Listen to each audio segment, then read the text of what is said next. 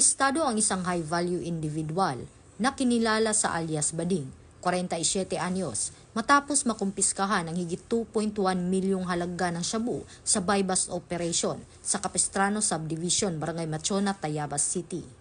Ayon kay Quezon Police Provincial Director Police Colonel Romulo Albascia, nakumpiska mula sa sospek ang 8 sachet at 2 plastic bag ng hinihinalang shabu na tumitimbang ng 107.44 grams kasama ang buy-bust money at isang pouch wallet. Nahaharap ngayon ang sospek sa kasong paglabag sa Section 5 at 11 ng Republic Act 9165 o ang Comprehensive Dangerous Drugs Act of 2002. Ito ang bagong PNP para sa bagong Pilipinas, serbisyong mabilis, tapat at nararamdaman.